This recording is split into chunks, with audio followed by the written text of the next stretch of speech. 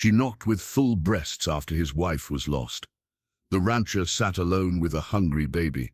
Snow-battered Sage Creek, Wyoming, winter of 1876, clawing the Harlan Ranch until nails sang. James Harlan, alone, hunched by the cradle, skin split from cold, whispering to a baby who would not drink. The bottle of goat's milk cooled beside the hearth. Sarah's breaths hitched, then broke into a thin wail that shredded the room. He glanced at the door where Mary's faded shawl hung, as if waiting to be claimed by the hands that fever had stilled. Another gust slammed the eaves. The flame guttered blue, not branches. In tension, James lifted the latch. Night poured in with needles of snow and the smell of wet leather. A woman stood there, hat glazed with frost, a small canvas bag strapped across her chest. "Let me help," she said, voice steady, eyes fixed on Sarah as if she already knew the child. Before James could speak, she stepped through, shut out the storm with a firm shoulder, and set the bag on the table. From it she drew a worn letter sealed in red wax, and Mary's wedding ribbon, clean as the day it was tied. Beneath the wax, his name, written in Mary's hand with a date from last week. James stared. Mary had been gone a month. The woman loosened her cloak. Heat rose to her face, breath fogging. "My name is Eliza Munro," she said softly. "Your wife sent me." "How?"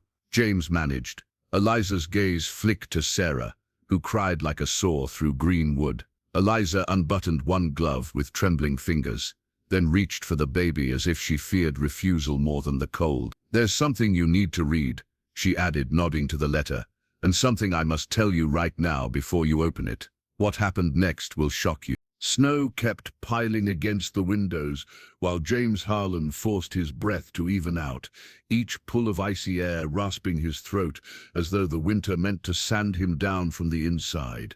Sleeplessness had hollowed his face, and a dull tremor rode his hands from nights, broken into nervous minutes by the thin, soaring cries of a child who would not take milk, could not be soothed, and did not understand the difference between hunger and grief. The cedar cradle he had sanded in brighter seasons stood near the hearth where the fire sputtered with green pockets, throwing sparks that died before they lifted.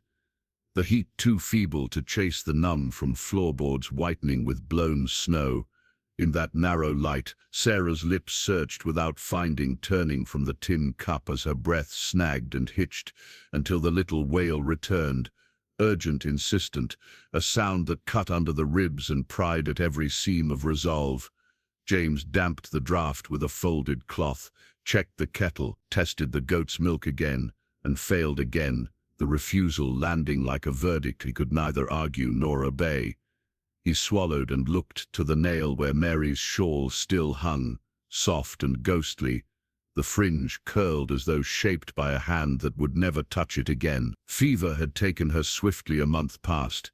He had told neighbors that the land had seen their share of loss, and would keep seeing it, though the line had meant little after the words left his mouth, because the land did not lose sleep, nor did it listen to a baby gulp air between cries until the edges of the room bent with strain. He had tried everything he knew and many things he didn't: warm cloths, gentle rocking, stories told to an ear too young to understand, prayers muttered without expectation, and even the stubborn experiment of mixing milk with a pinch of molasses because a ranch hand swore it had saved a calf.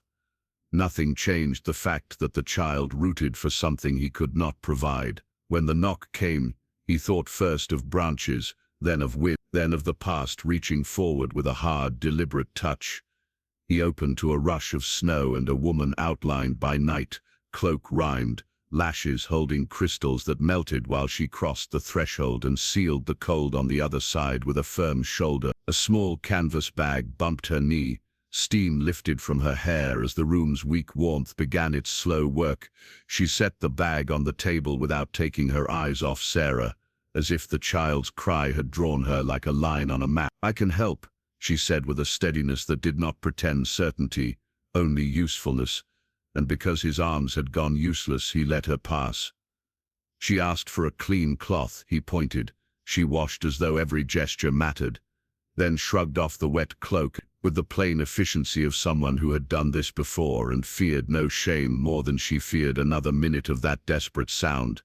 Loosened her bodice and gathered the child against her breast. James turned away out of a habit that did not know what to do with need, then turned back because turning did not change the fact of the infant's hunger or the stranger's calm.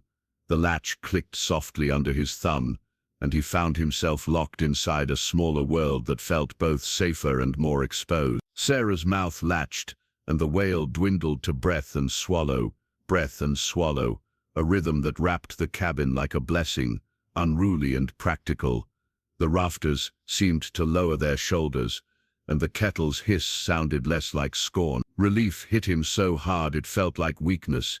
He braced a palm against the mantel, embarrassed by the heat behind his eyes, and stared at ash whitening to powder, while the most ordinary miracle unfolded 3 steps away. The woman's posture spoke of long practice, and a cost remembered. She shifted the baby carefully, thumbs stroking a damp temple, gaze never leaving the small face that had been a battlefield a moment before and was now a place of work completed. "Eliza Munro," she said when there was breath enough to name herself. The words carried both introduction and boundary. He found his voice, rough and foreign. James. Silence settled, but not the bleak kind. This quiet had texture, like wool warmed by a back held close to a stove. Wind bullied the eaves. Snow rasped the panes. Inside, the fire gathered itself, and the room stepped back from a cliff he had not wanted to name. He brewed coffee by reflex, added a rare spoon of sugar as if sweetness could sponsor gratitude into speech, and set the tin cup where her free hand could reach. She thanked him with a nod, then lifted, adjusted and began again when Sarah slowed, patient as a miller attending grit and water, giving time back to a man who had been spending it too far. He noticed small things, because small things were all he could hold. The tidy mending along her cuff, the crescent scar at one knuckle, the way her jaw set when the child's swallow faltered and loosened when it steadied, the barely audible song she hummed, no tune he knew, a line of comfort without words. When the baby's fists uncurled and her legs ceased their frantic scrabble, James let out a breath he did not realize he had trapped. The sound scraped and he flushed, and no one remarked on it. Color returned to Sarah's mouth. Her eyes slid half-closed, sleepy, solemn, satisfied in a way that felt like a verdict of its own, kinder than any man could render. The woman shifted her weight and glanced toward the window where snow shouldered higher, then looked back with a careful sympathy that did not try to fix anything beyond the task in her arms. "Storm will sit a while," she said. "I came from the old stage road after a farmer's sled bogged at the drifts, saw your light, heard her, and thought I would risk the last stretch on foot." He nodded and answered with practicals, because practicals were safe.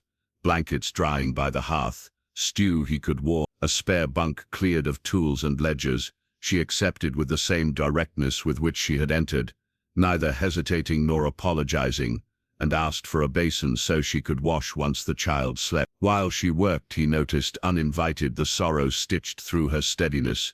It lived in the muscle at her temple that tightened when a shadow of memory crossed, in the way she watched the infant with attention that suggested absence counted every breath. He did not ask, she did not offer, yet the outline of her story arrived without words. The bag on the table held only useful things, a square of clean linen, a small tin of salve, 2 folded nappies, a wool cap sized for a head no wider than her palm, and tucked between cloths, a letter sealed in red wax and bound with Mary's ribbon. He did not touch it immediately because touching meant believing, and believing meant admitting need into the room under its own name.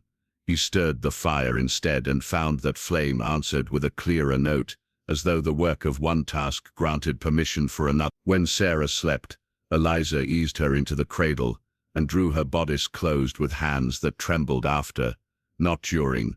She stood a moment with head bowed, then lifted her eyes, which shone wet but did not spill. "I lost a boy in spring," she said gently, the confession shaped to avoid pity. "Fever took him quick. When I heard her tonight, I recognized the sound the world makes when it wants to steal something you love. I could not walk by." James set a bowl of stew on the table, and listened to the wind scour the roof. He felt the room grow both tighter and kinder, as if shared sorrow had trimmed the distances that made survival harder. He finally broke the seal, Mary's neat hand rising from the page like ground he had planted with her, and thought barren. The lines spoke simply, the way she always had, asking him to accept help from any mercy the world sent, naming a woman with dark eyes, who had once offered comfort in a doctor's waiting room, and had asked for nothing in return. The letter did not make promises. It asked for courage sufficient to let kindness across a threshold, and for humility to let a stranger feed a child who could not wait for pride to catch up. He folded it, held it, then set it down, and met Eliza's gaze. "There's room here," he said, and the sentence carried both invitation and caution. "The storm will keep us a while. If you wish to dry out, rest and see the child through." She nodded, not as someone rescued, but as someone who had decided to join a hard task because the task mattered. She spread her cloak by the hearth, warmed her hands, and asked where the bucket sat so she could fetch snow to melt for washing. He found himself moving because she moved, making space because she made purpose. The cabin's claustrophobia easing into a shared work that felt almost like hope. By morning, the wind slackened, leaving a sky like hammered tin and drifts piled against the fence line. Coal still threaded every seam, yet the cabin no longer felt like a trap. It felt like a room with work to share. Eliza fed Sarah before dawn, then dozed in the rocker with the child warm on her shoulder until the tiny body softened and breathed steadily, fist tucked at her collarbone as if claiming a right. James rose quietly, laid fresh wood on the coals, and listened to the hush that followed feeding. When light raised feathers of frost on the panes, he hauled planks from the shed and set them beneath the loft ladder. "I can sleep on the floor," Eliza said, yet he shook his head and squared the corner with a carpenter's eye. "You'll have a bed by night." He measured, sawed, and cut mortises with the patience of a man who knew wood returns only what hands offer. She stirred cornmeal, salted carefully, tasted, and set the pot where the heat would hold without scorching. James fixed the back latch that had rattled since autumn, because rattling felt like failure now. He let the panel fall. Eliza noticed and smiled around a spoon. After breakfast, she insisted on clearing their plates, sleeves rolled, movements sure and spare. By midday, he had the slats fitted and a crosspiece pinned. He chamfered the edges so cloth would not catch, then rubbed beeswax along the rails. Eliza mashed beans with onion and a breath of pepper they were nearly out of, saved a teaspoon for tomorrow, and baked a small pan of bread, so the room smelled briefly like a remembered market. She tucked Sarah into the crook of her arm and walked while the loaf rose. The child woke, fed, then drowsed again, soft snuffing breaths turning the hush from bleak into blessed. In the afternoon, a neighbor arrived with a sack of feed and a look that wanted answers. He glanced past James and tipped his hat at the sight of a woman holding the child. "Heard you took in company," he said. "Folks wonder how long she'll stay, what she's after." James thanked him for the feed, traded a bar of tallow, and asked about the ridge road. The man lingered, repeating that winter makes people foolish. James held the sack, waited out the words, and ended the visit at the yard gate. "I know that look," Eliza said, not unkindly, only accurate. "The one that times how long you hold a baby and decides it's too long. They can think what they like." She nodded, but her shoulders lifted as if bracing against a wind that had learned to find seams. Sarah fussed and Eliza took her. The child settled so quickly that even suspicion might have paused to consider the plain evidence of trust. Near evening, he drove the last peg, tapped it flush, and polished the rails until the wood wore a low glow. Eliza laid Mary's spare quilt over the slats, then a folded blanket stitched years ago by hands that had known lean times and still made something pretty. She ran her palm across the cloth, a gesture shaped by thanks and apology, then sat and fed Sarah again. The baby latched with the faith of a creature who believes life should keep its promises. After supper, he drew hot water so Eliza could watch. When she stepped back in, hair damp and loose, she looked less like a traveler and more like someone the room had expected. James felt a tightening in his chest that owed nothing to fear. It felt like a thaw under old ice. He broke it with practical talk. Snow will crust by morning. I'll check the barn, then ride the lower fence. I'll keep the fire cook and see the child through. Night settled clear and hard. They banked the fire and laid Sarah in the cradle, swaddled and calm. Eliza folded her cloak for a pillow on the new bed. James climbed to the loft and looked down at a room that one day before had felt like a warning. Now it looked like a vow made in unglamorous terms. Keep the fire, share the work, feed the child, watch for each other. Twice he woke to the whisper of bare feet crossing the floor, and the near inaudible rhythm of a child nursing. Between those sounds, the world made sense. Before dawn, the wind sharpened again. James split a stack of logs, each strike a refusal to yield more than necessary. Eliza brewed coffee, sliced the last heel of bread, fried it in bacon grease, and slid a piece onto his plate with the sort of domestic grace that never announces itself. He felt the pinch of what others might say and let it pass. The only judgments that mattered were drowsing in the cradle and pouring coffee by the stove. The storekeeper weighed flour with theatrical care and mentioned that help comes with bills. A rider repeated that a widower can be easy pickings for a clever woman. James heard them as if from a distance, steady at his work. He watched her, aware of the quiet force with which she moved. I can ride to town if you need anything, she offered. Not until the road mends, he said. Besides, I'd rather talk with labor. When Sarah woke restless, Eliza wrapped her in a shawl and walked small circles until the cries eased. James shaped the headboard, cut a simple heart, and sanded the edges smooth. He carried, mended, and kept the path cut between the door and the woodpile. She cooked, washed, and read from Mary's Psalter in a low voice during the long stretch after dark. He set the bed against the wall and pushed a small table beside it, so Eliza could keep the sieve and a folded cloth within reach. You saved us, he said finally, because the truth would not stay politely seated. You saved her, Eliza answered. I only did what I would beg any soul to do. If you have ever been steadied by an unexpected kindness, remember the warmth of that hour, and carry it forward where another winter waits. Toward evening, the wind rose, driving hard pellets against the glass. James closed the shutters, checked the latch he had mended, and listened with a craftsman's attention to hear if it held. Eliza set a pebble on the lid of the pot, so it would not rattle and wake the child. He told her about the creek at flood, about the mare that always found home in whiteouts, about Mary singing while kneading dough. Inside, Eliza had set the stew to low and swept a path from the table to the cradle, so crumbs would not catch in the cloth. She had mended one of Mary's aprons for herself and tied it without comment. Sarah napped with a milk bead on her lip, a small flag of victory. James stamped snow from his boots and told Eliza the creek ice was thick enough to bear weight.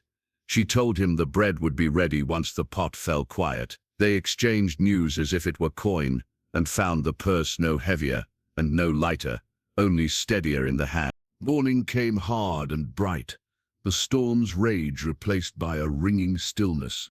Frost filmed the panes, and drifts pressed the log walls. James fed the stove, cracked ice at the pump, and stamped snow from his boots. Inside, Eliza rocked Sarah, breath steady, shawl drawn tight. They spoke softly, the way people do when quiet has saved them. The fire snapped low. Milk is cooled in a pan. Sarah turned her face, searching, then sighed against Eliza's skin. James set his gloves to dry and stared at the door as if it might announce the day's temper before it changed. Trust took shape in small carpentry. He set a table by the bed he'd made and planed it smooth so a tin cup wouldn't wobble. He drove a peg for Eliza's shawl and straightened the latch he had fixed the night before. She cooked cornmeal with a trace of honey and saved the rest. When Sarah stirred, Eliza fed her with practiced care, nothing dramatic, everything necessary.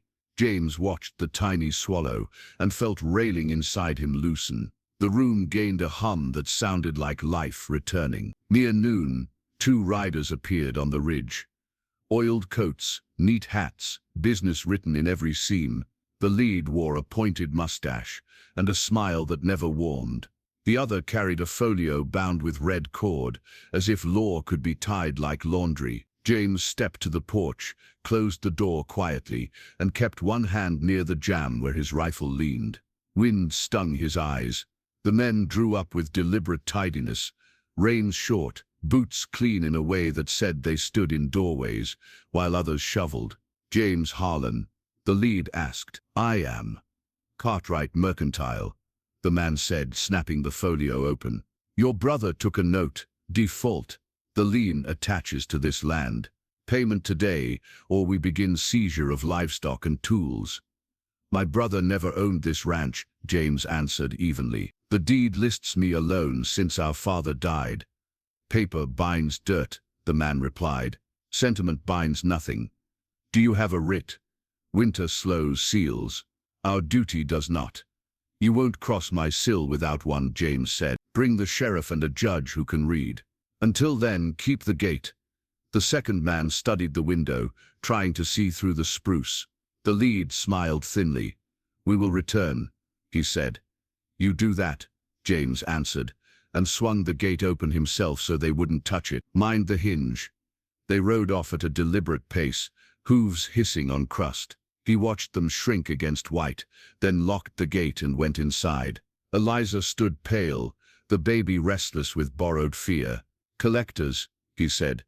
"Nathan's trouble looking for a door." "They spoke of goats," she whispered, drawing Sarah closer, as if ink had the right to empty a cradle.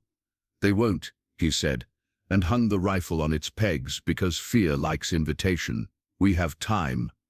That afternoon, he rode to town for flour and nails. Sage Creek lay under washed light, roofs glazed, smoke pulled straight. At the store, the clerk weighed slowly while two women watched him like owners. "Charity case," one said, as if kindness were theft. "Moves fast," the other added. He paid and left without argument. At the smithy, a hammer beat iron true. The smith nodded, then glanced toward the church where three men stamped boots, and spoke, Eliza's name with a twist. James kept his jaw quiet and rode home through light that looked clean and felt fouled. While he was gone, Eliza walked to the well. Two girls carried buckets and a choir of borrowed words. "Charity case," one whispered, and the phrase struck like a thrown pebble. The parson's wife stepped aside with a polished sweep and said, "Mercy must keep order." A blessing sharpened to a point. Eliza kept moving, brought water in, fed Sarah, and folded linens until her hands steadied. When James returned, he set the sack down and crouched by her chair. "They don't know you," he said. "They don't know me. The child knows enough." She nodded once. "When people rename you, doors shrink. You start turning sideways in your own house," he answered. "Let them watch us work. Let the baby grow round while their stories starve." Evening brought clarity that finds seam. He hung a lantern by the gate, tamped snow near the goat shed, so footprints would show, and checked the barn twice. She set the stew to low, put a pebble on the lid so it wouldn't rattle, and lined Sarah's clothes like soldiers. They spoke in fragments. Creek ice, a hawk riding wind, the mare's smart nose. After supper, he showed her the cartridges and how to seat one clean if he were caught outside. She learned fast, not from love of rifles, but love of life. Near midnight, hoofbeats rasped at the fence. Two figures stood in lantern haze, not the noon pair but kin by trade. James lifted the rifle and stepped out. "State your purpose," he said. "Counting," a voice answered. "Boards, horns, anything that rings coin when paper ripens." "You'll count from the road," he replied. "Barrel easy on the rail. Another step makes you thieves." A pause, then a tin laugh. "Keep your temper. We'll come with day and law." The dark felt crowded when they left, as if it had learned a new name. Inside, Eliza rocked with Sarah clutched close. "They come when you have something to lose," she said. "We'll meet them together," he answered, and set the rifle within reach. Before dawn, she rose from narrow sleep and stood over the cradle until breath counted itself steady. Grief came up through the boards like cold, carrying a spring smell that hurt. James split kindling softly, making privacy from sound. When Sarah stirred, Eliza lifted her with an instinct, so quick it looked like pain. The child rooted, found, and settled her shoulders unwound by inches. They ate little. Words were few. The threat had left but not gone. It waited on the road like a wolf that had learned patience. Near midday, a wagon rattled up. The mustached man held a sealed paper. A new companion climbed down with him. Levy on livestock and tools, the lead declared, by order of the court. Read the judge's name, James said. The man did. James knew the signature and did not respect it. Snow squeaked as they stepped toward the gate. The lead reached for the latch. James moved between the hinge and the hand. You cross and it's theft. Bring a deputy when the road is fit. Until then, keep a distance. The court already crossed. The collector said, tapping the wax. Do not mistake courtesy for weakness. The mistake would be yours. James answered, voice low enough to travel far. There's a baby in that house. Think about who you are if you take her milk. The second man glanced at the window. Eliza stood with Sarah, high on her shoulder, patting a slow beat. Contempt skated across his face. So that's the bargain, he said. Milk for rent. James tasted iron, but held still. Speak one more word about that woman, he said, and learn how quiet a man can be while ending speech. Palms rose. We'll return with a deputy. Bring him, James said. They left. The yard exhaled. The threat stayed. Eliza withdrew to the bed, back to the wall. Knees up, Sarah tucked so close, no daylight could pass. James set the rifle down and crouched beside her. They're gone for now. They are not gone, she whispered. They have learned our measure. At the well they named me Charity. At the window they named me Rent. Names stain. They crack when you move and open cuts. I fear I will lose her to paper, the way I lost my boy to fever. He wanted to wash those words away, and knew he couldn't. You are the reason my daughter breathes, he said. That is enough for me. It will have to be enough for the world, or the world can go hungry. Her eyes filled and cleared. She kissed Sarah's crown. I will hold her a while. Hold her as long as you want, he said. I'll keep the door. If you have ever stepped between a harsh story and a good soul, remember that hour, and lend the same spine when rumor dresses as truth. Afternoon faded into iron light. The road waited. The seal cooled, and return felt certain. Inside, the rocker kept time for 3 hearts, determined to outlast paper. Night returned wild, a white roar that erased the yard. James banked the fire, checked the latch twice, and lay on the loft boards, with boots near the ladder. Below, Eliza rested on the new bed with Sarah asleep against her heart. Wind hunted every crack. Sleet ticked the panes. Gossip rode the rafters on memory's breath. Charity case, milk for rent, easy pickings. The words needed no lips. They lived inside the skull. Eliza felt them gather, a chill inside warmer cold. She drew Sarah closer, felt the baby's breath flutter, and recognized the old room fear made, tight and airless. She saw neat gloves at his gate, a seal on paper, strangers counting tools, while a deputy looked anywhere but at a child. She rose without a lamp.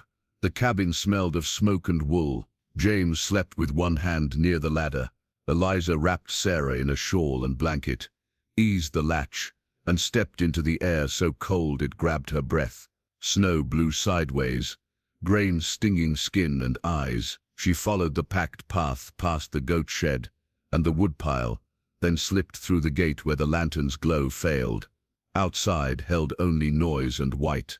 The road dissolved into a blank. She aimed for the north pasture and the collapsed barn. James had mentioned cottonwoods there would blunt the wind. If she reached those trunks, she could wait for morning and slide along the creek's dark seam toward a farmhouse that knew neither her name nor Sarah's. Snow found her collar and bit her throat. Still, the child stayed warm against her body, breath counting as a small order. The storm could not cancel. Inside, a different quiet woke James. The rocker sat still.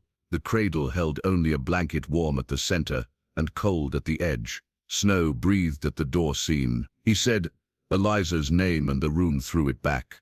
He grabbed the lamp, nearly took the rifle, then left it because chasing family with a weapon felt wrong. Boots, coat, scarf, gloves. He moved fast because fear had a timetable. The mare blew steam. He was saddled with hands that trembled and obeyed anyway.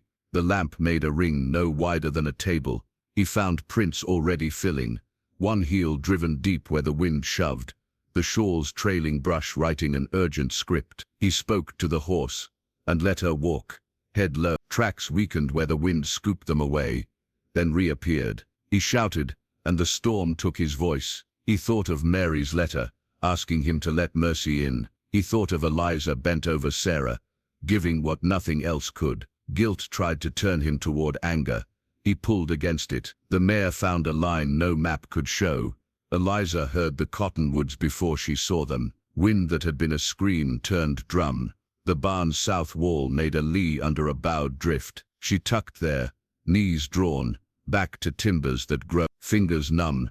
She bared skin to air that cut like iron, milk let down anyway, a body choosing life while the mind fled. Sarah latched and worked, relief struck with pain that made her gasp. She pressed her cheek to the cap and wept without sound, because sound would spend heat. The mare pricked her ears. James heard a thin cry and turned. The lamp fluttered. He cupped it. Flame drew together. Cottonwoods lifted black lines against a sky the storm kept erasing. A shadow like a broken roof rose from the He slid down, tied the reins to a buried rail, and crawled toward the lee where something darker moved with purpose. "Eliza," he called, smaller than a shout. "It's me," a breath answered. He dug with bare hands, found wool, found a shoulder, then saw her face, lips white, eyes bright with cold and fear. The baby whimpered, then quieted when Eliza shifted her hold. "You can't stay," he said, a fact both already knew. "You'll free." "I couldn't wait for them to write us down," she said. "I heard their names, saw their sums, and felt them lifting her with ink. I thought if I moved first, I could keep her from the page." He wrapped his coat around her shoulders and pulled the saddle blanket over them both. He tucked Sarah between layers and kept the child's face open to the air. He rubbed Eliza's forearms, until feeling returned and pain flared. She tried to apologize. He shook his head. "Don't spend breath on that. Spend it on staying." Wind shoved, boards groaned. The mare waited like a patient drum. "I was afraid," Eliza said. "I still am." "So am I," he answered. "Bravery isn't emptiness, it's choosing and walking. Choose home with me. If fear once drove you down a rash road, remember the hour a steadier voice turned you back, and forgive the flinch that carried you there." He lifted her. Strength alone would not have done it. Faith had to lean in. He mounted, drew her up before him, and nested Sarah between their chests, where coat and shawl made a small room of heat. He told the mare to find the gate. The horse put her head down and went. The lamp died when a knife of wind found the flame. He let it go and trusted muscle and memory. Drifts shoved at irons. Squalls tried to tilt them. He kept his mouth near Eliza's ear and spoke steady words that named a road they could not see. They reached the yard as the east shifted from black to iron. The door gave under his shoulder. Heat met faces like mercy, bought with work. He set Eliza on the bed, fed kindling to flame, then logs until the stove growled. He warmed water, worked her hands until color returned, then tucked a blanket around her shoulders and knees. He kept Sarah under his shirt until a thin cry ended in shock. Eliza took the child and fed her in the warm while tears dried. When words could pass without scraping, he knelt by the bed. "I failed you," he said. "I thought strength lived only in work. I should have said it clearly. This house is ours because we keep it together. Paper cannot outrank the hands that feed this child. You can go if you choose. You never have to prove you belong." Eliza looked at him as though trading an old map for a truer one. "I will not run again," she said. "Even when talk rises, even when seals rattle, I will stand where you stand." He nodded once. Promises made in weather hard enough to break bones come out tempered. Outside, the storm kept its argument with the valley and began to lose. Inside, the rocker found a slow rhythm, and a woman who had fled because terror unclenched her hands and let them rest on a blanket shaped by more than survival. Whatever returned from town would meet that will at the door. Not a woman alone under names that did not fit, but a family that had chosen itself and meant to keep the choice. Morning returned, with gentler light. Snow still banked the walls, but the wind had lost its knife, and the fire caught without protest. James rose early, eased a log onto the coals, and stood with hands out, palms prickling as warmth climbed back into skin tendered by the night's fear. On the bed he had built, Eliza shifted. Sarah murmured, then settled, cheek tucked against the rise of her breath. The cabin sounded different, not hollow, but occupied by purpose.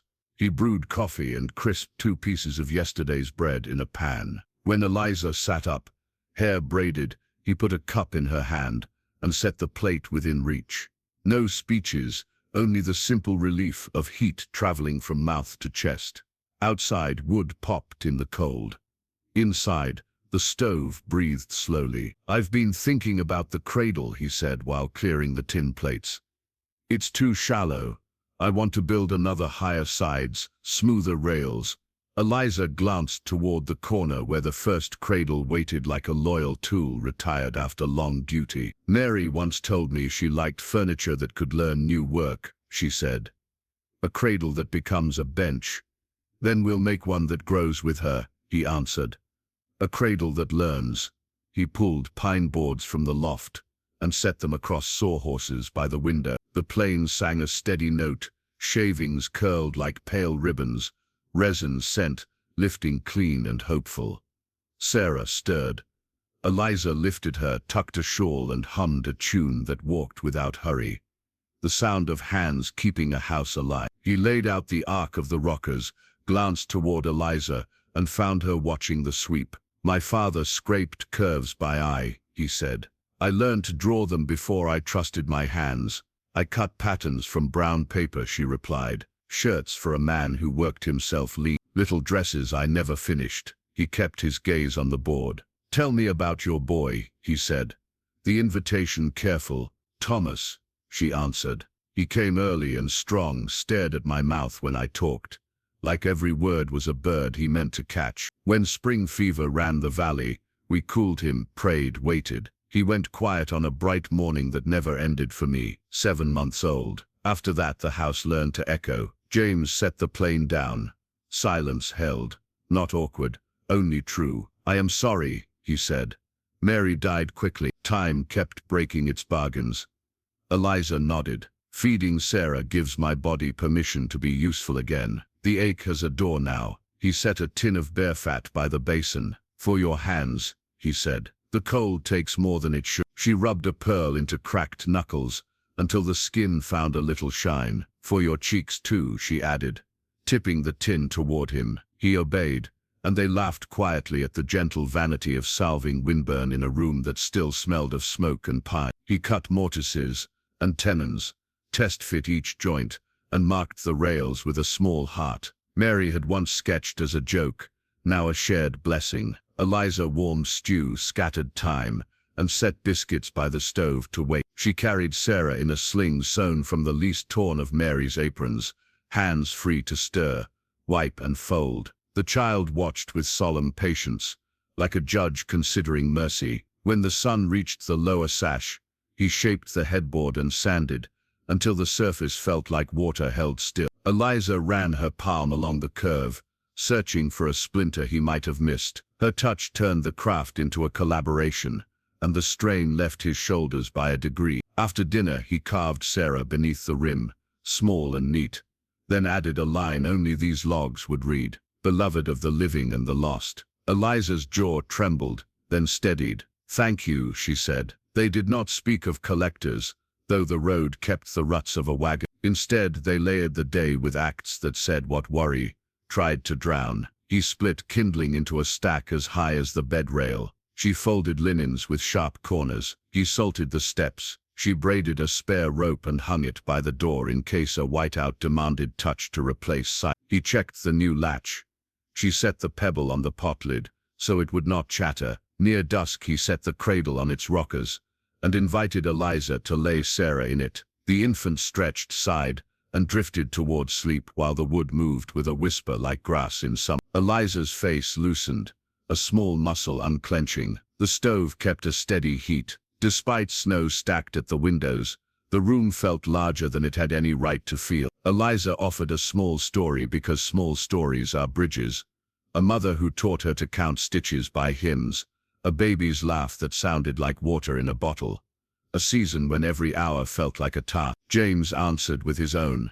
The mare that always found the gate, fence post set true though the boots were too big, a flood that bit the bank and left better water for the field. Their sentences placed stones across a stream, until crossing felt possible. When Sarah woke and rooted, Eliza fed her, humming that neighborly tune. James whittled a spoon from scrap, and saved the shaving curl for luck. Something inside him reordered, not as spectacle but as furniture moved to suit a room's truer use. He poured a thimble of molasses into the coffee as a small luxury, and they shared it without ceremony. Later he took a lantern and checked the yard. A fox stitched quick steps along the drift near the barn. The sky turned the soft blue of Thor's first thought, though Thor was weeks away. He stood on the threshold and listened to the quiet made by labor, not fear. Behind him Eliza sang, the note thin but present, like a ridge showing through the weather when the sun thinks about returning. He came back, pulled the quilt higher over her legs, and would have stepped away, but she caught his wrist and held it, thumb resting on a pulse that had relearned calm. "We are finding a way," she said, "one day at a time, a way that asks us to be faithful to what we choose." He answered, "Not different people, the same, only steadier." Days took up a rhythm. Eliza fed Sarah every few hours, then rested with the child tucked against her, breath regular. James brought water in pails that steamed in the cold and set a bucket by the hearth, so washing would not bite. He left the tin of salve open so she would not forget comfort while tending necessity. She mended an apron for herself and stitched a tiny cap from its hem for Sarah, proof that cloth can turn sorrow into use. He breathed easier, hearing the room answer with quiet work and patient warmth at last. Snow returned with a stubborn will, thick flakes drifting sideways as if the sky had decided to seal Sage Creek in silence. Fence posts wore pale caps, the troughs glazed, and the porch steps turned treacherous as glass. Inside, the fire burned with a steady heart, yet the windows wore white masks, and the door swelled against its frame. James checked the latch he had repaired, listened for rattles, and tapped a wedge beneath the sill. Eliza folded linens near the stove, moving with the precise thrift of someone who had learned to make comfort from little.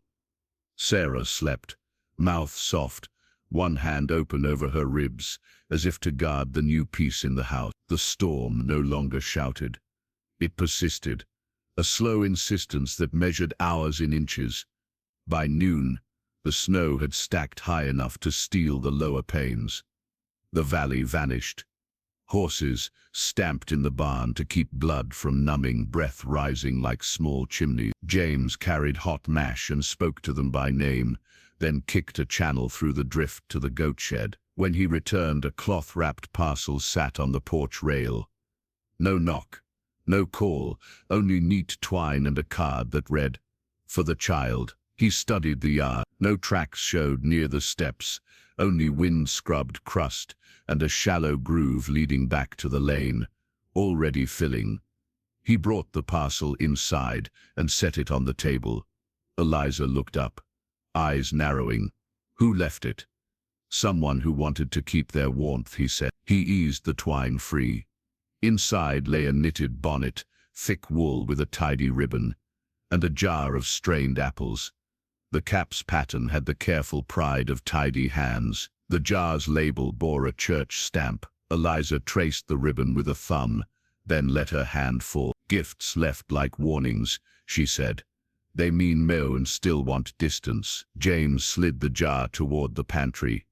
"We'll take what helps, and refuse the story that tries to ride with it." He shook snow from his coat and hung it near the stove. Eliza tucked the bonnet beneath the blanket at the cradle foot, a compromise between caution and gratitude.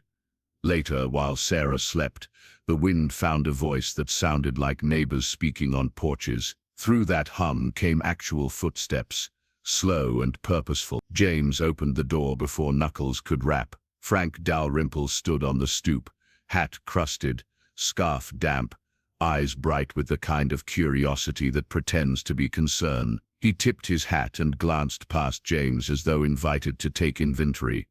Roads near closed, Frank said. Thought I'd see whether you needed anything.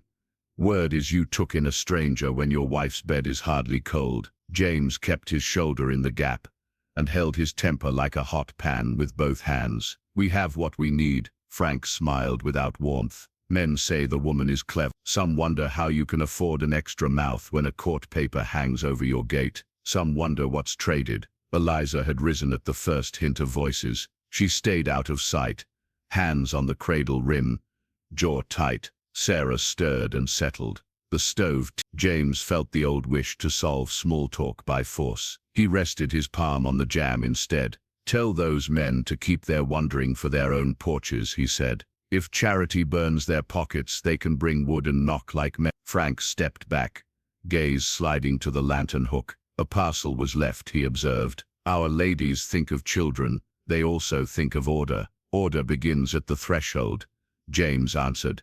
Here it's set by the hands that keep the fire and the child alive. You've had your look. Go home. Frank's eyes sharpened. Sage Creek will have its say, he warned. It always does. Then let it say something worth hearing, James replied, and closed the door.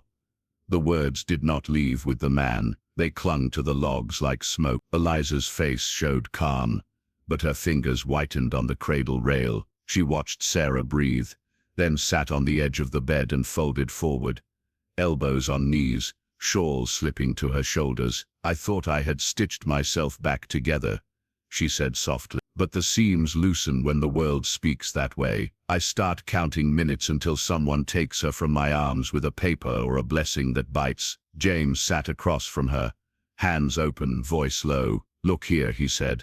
This house is not a favor. It is our labor. You feed Sarah. I cut wood and mend what breaks. Both are the price of living honestly. No badge can tally that better than we do. She nodded, not convinced, only grateful for the sound of certainty. After a while she rose and heated broth, fed Sarah, and hummed a hymn learned beside a bed that had not kept its promise. The tune was steady, yet her eyes carried a banked storm. She moved like someone who had built a raft and kept checking the lash. The next day, James harnessed the sled and broke a path toward town to trade for salt and kerosene. Snow fell heavily, turning the road into a tunnel. He left at first light and promised to return before dusk. Eliza watched him fade into white, then shut the door and stoked the stove. The cabin felt larger and emptier at once. She bundled Sarah and wore the bonnet the ladies had left because warmth does not answer to pride. She mended a torn seam on the sling,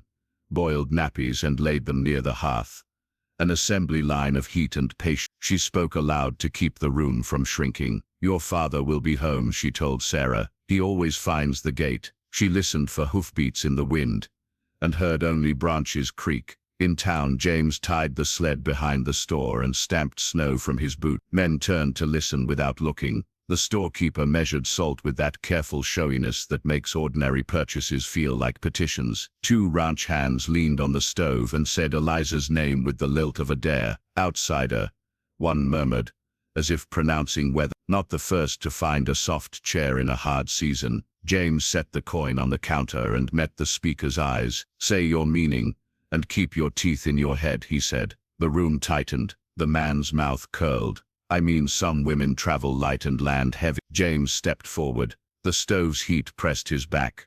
The door's draft cooled his face. Her name is Eliza Monroe, he said clearly. She keeps my child alive. That makes her family in this town or any other. Speak as if you understand that, even if you don't. The hand nearest the stove tried to laugh and found no air for it. The smith, who had no use for sermons, grunted once and the sound weighed more than talk. Dawn lifted slowly over Sage Creek, light climbing the snowbanks and slipping along the window glass. Inside, the stove breathed steadily, iron warm, the kettle singing a quiet thread. Sarah woke with a soft murmur, then smiled, small mouth curving like a crescent, hands opening and closing as though catching the sun. Eliza rose, wrapped a shawl, and gathered the child, cheek to cheek, drawing in that milk-sweet scent that now meant safety instead of panic. James set 2 cups near the flame, poured coffee, and slid a plate of warm bread across the table. The room had a different sound than it had held in terror. The small hush of a baby fed on time, the steady tick of heat finding the logs, the faint creak of timbers that no longer felt like a warning. Snow still banked the walls, yet the air inside carried purpose instead of dread. They moved through early chores as partners who had shared a crisis and now learned the work that follows survival. Eliza fed Sarah and tucked the girl into the new cradle James had built, the wood smooth as water beneath her palm. He rubbed bare fat into Eliza's chapped hands, then into his own, laughing when she scolded him for missing a knuckle. She brewed thin coffee and sweetened it with the last drop of molasses. He warmed biscuits on the lid and split kindling fine enough for a quick flame when nights ran long. The room, once drafty and warning, held warmth that felt earned rather than borrowed. Outside, snow lay bright and heavy inside. Tools and cloth found their places, and fear, while not gone, no longer drove.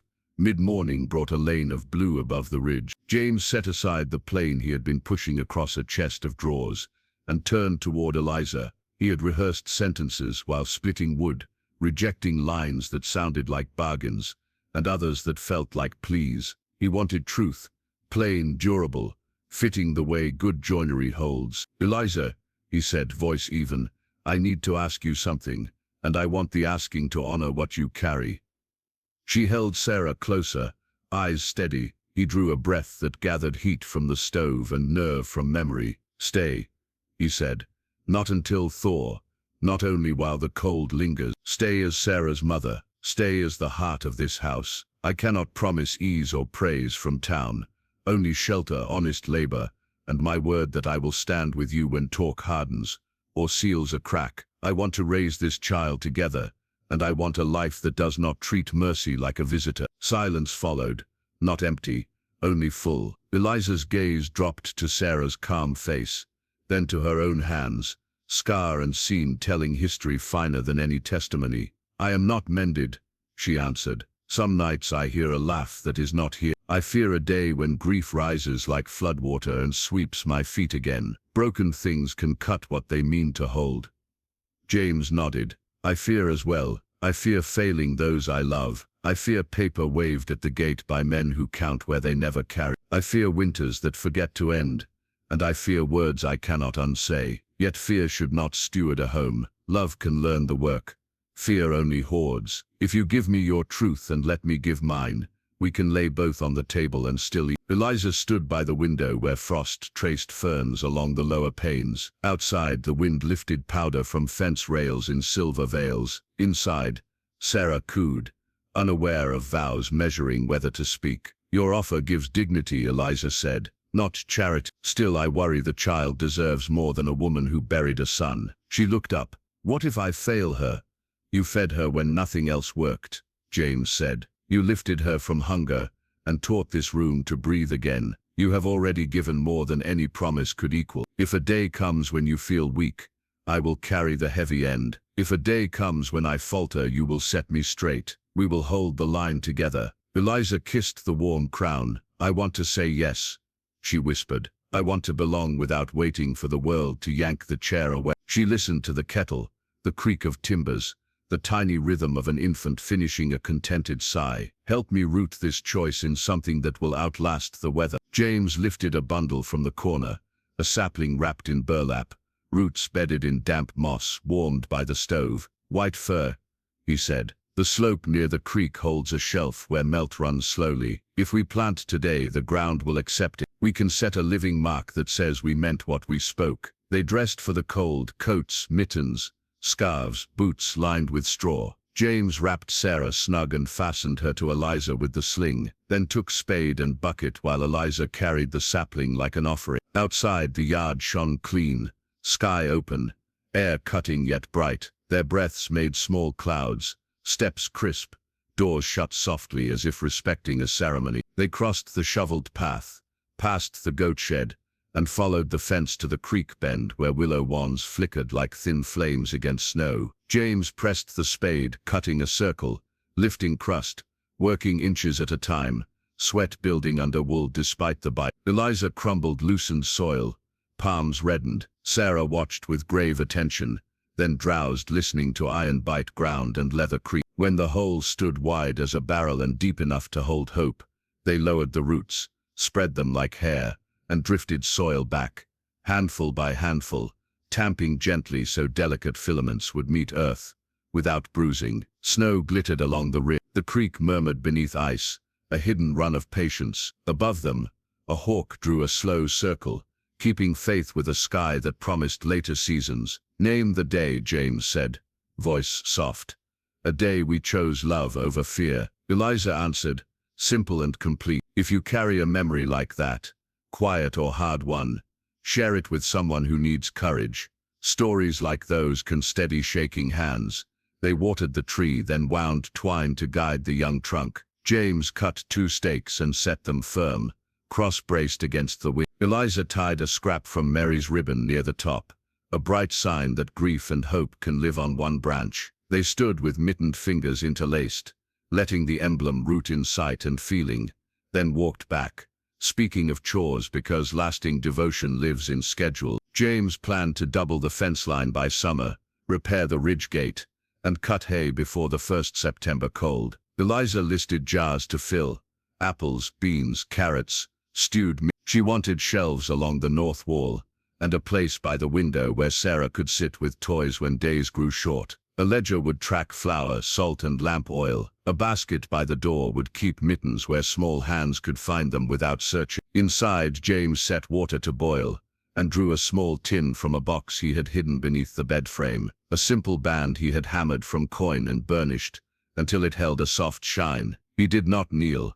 This house had no thrones, only shared floor. He opened his hand, the band gleaming in lamplight. "No priest today," he said. "No paper that needs a seal to be real. Only my word and yours if you wish it." Eliza's breath caught. She looked at the ring, then at the cradle, then at the sapling visible through the window, slender against white. "I will stay," she said, voice steady now. "I will be Sarah's mother. I will be your partner in all honest things. I will stand when wind and rumor test the door. When sorrow tries to empty my chest, I will remember the tree and what we planted there." James slipped the band on her finger. It fit as though measured by patience rather than string. He rested his forehead against hers, and the room felt like a church without walls, holy because work and promise had met and agreed. Sarah stirred, then laughed, a bright sound that made them both smile like children who recognize a game without instruction. They ate stew with bread torn by hand, drank coffee sweetened with the last spoon of molasses,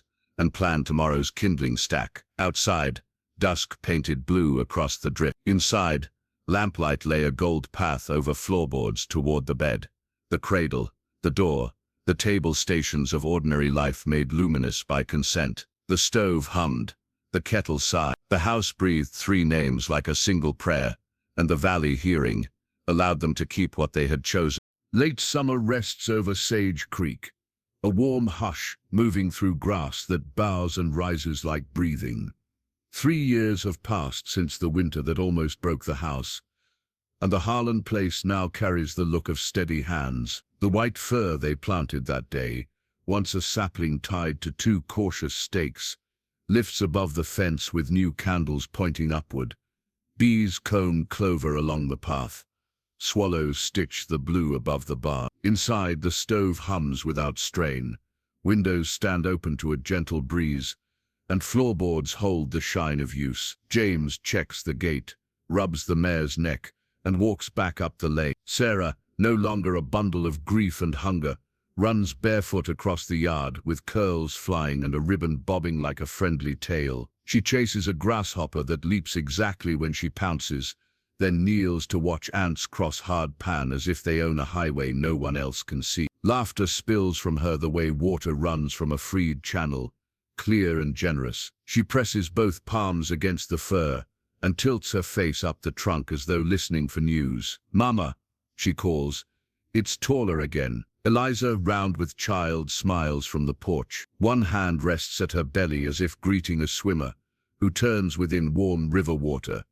The other trims beans into a pan, the ordinary grace that made this shelter a home. James reaches the steps carrying a coil of rope and a tin of nails. Sarah charges him, and he sweeps her up, counts to 3 and sets her high on his shoulders. Eliza touches James's sleeve, a welcome that needs no talk. On the table were bread, butter, and a jar of peaches turned to gold. They eat standing because hunger belongs to work. Afterward, James oils the latch and sets a neat shelf by the window so jars can catch the afternoon sun. Eliza hums as she rinses the knife, a low song that binds minutes to purpose.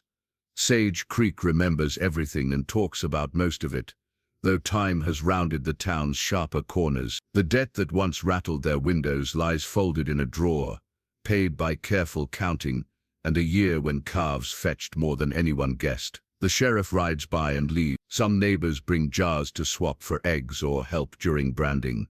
Others simply wave from the road and keep their histories quiet. The house asks only that hands meet each day honestly and that talk never outrun truth. Inside, the mantle carries 3 names cut clean and level: James, Eliza, Sarah. Below the carving rest a willow whistle, a spoon whittled from fir scrap, and a ribbon the color of mild sky. A ledger sits open with steady figures, proof that bread and lamp oil have learned to dance with pasture and weather. Hooks by the door hold a small coat waiting for autumn, a basket for pine cones, and a length of rope for whiteout days no one expects yet respects. Everything has a place now because fear stepped back. Eliza moves at her own pace, while James keeps chores close, so she never needs to stretch. She hums over the pan and by the cradle, and some mornings she watches Sarah set her corn cups at the roots of the fir, a solemn tea for invisible guests. Inside her the new life turns, patient and sure. She has learned that joy and sorrow can sit at one table without stealing from each other. James says less than men who never counted the cost of speech, yet every word lands where it can do good. Toward evening, they walk to the fire together. The breeze lifts and brings that clean, high scent only evergreens carry on hot days. They circle the trunk and test the old ties for memory's sake, though the tree stands on its own. James lays his palm against rough bark. Eliza places her hand over his. Sarah adds both of hers, small fingers spread wide. Through that living pillar, they feel a slow rising, water drawn toward sky with tireless patience. Plans come out while they linger. Eliza wants a loom near the cupboard and a longer table for winter evenings, when neighbors drift in with songs and stories. James wants a windbreak along the north fence, and an ice house by the creek, so summer milk will last. Both want a school corner by the hearth where letters can march confidently across a slate. Sarah declares that the new baby will need a name carved on the beam as soon as breath is steady and eyes can follow light. She insists on a swing hung from the fir. When branches grow thick enough, James promises. The sun slides toward the ridge and turns the valley to honey. Crickets begin their chorus. Hooves thud softly on straw. James lifts Sarah to the fence so she can count swallows gathering under the barn eaves before dusk, braids them into one ribbon. Eliza leans against him and rests her forehead on his shoulder, and quiet settles with the easy pride that rises after faithful labor. Wind combs the hay while shadows draw long like kind hands.